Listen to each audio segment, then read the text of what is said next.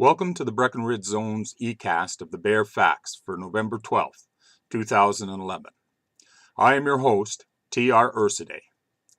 Our goal is to peel away the spin, the doublespeak, the gobbledygook, to ask the obvious and not so obvious questions that have gone unasked, to turn a spotlight on the reality that politicians and voters seem determined to live in willful denial of.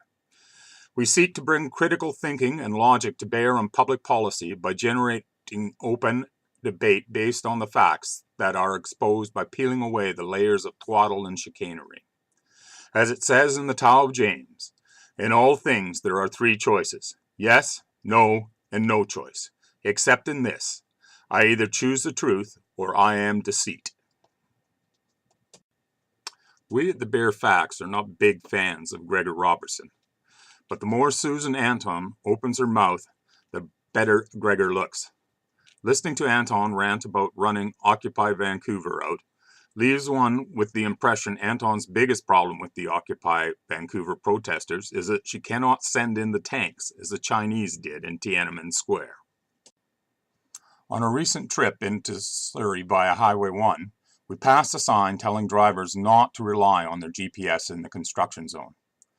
Just how dumb have we gotten that the powers that be feel they need to tell drivers not to blindly follow their GPS on Highway 1? Especially considering drivers are on a highway they can only head west on, a highway that has barriers and markers on either side of the highway, and a highway that you can only get off of at clearly marked exit points. Have you seen the ad for Intact Insurance that has the dad desperately searching the house for the child stuffed animal? You know, the one where the dad leaves the child strapped into the car unattended as he searched the house for that stuffed toy. Obviously, anyone reckless and stupid enough to leave a child unattended in a vehicle while they search for something inside the house definitely needs lots of insurance. I do wonder whether Intact Insurance wanted to say that the reckless and stupid are their type of client, or are endorsing or promoting reckless, stupid behavior, or promoting leaving children unattended in vehicles because people that dumb need lots of insurance.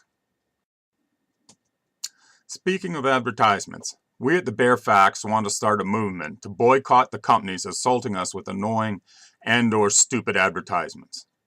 We would like to begin with the boycott of the A&W ads featuring a character so annoying it is hard not to throw something through the TV screen. Although it does make one wonder if A&W is owned by a conglomerate who has a division that produces TVs. The Breckenridge Zone and the Bare Facts want to salute Fraser Health and Coastal Health for their glorious snot explosion, saliva spraying flu advertisement. Gloriously gross. Salute!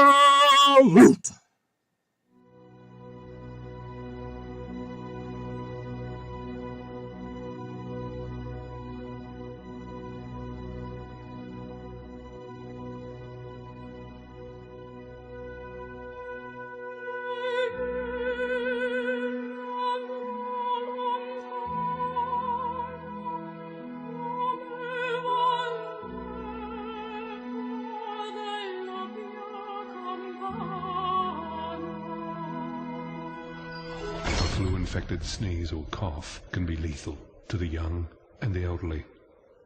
Slow down the spread of influenza. Get a flu shot.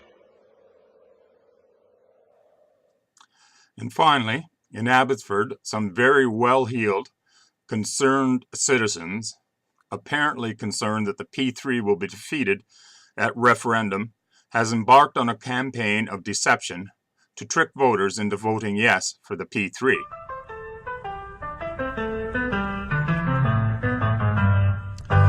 If anyone can post deceptive signs, or those posting deceptive signs are not required to identify themselves, do we not need to change the laws governing municipal elections to prevent the use of deception to bring about a desired result on a referendum, or to influence who is elected to civic office?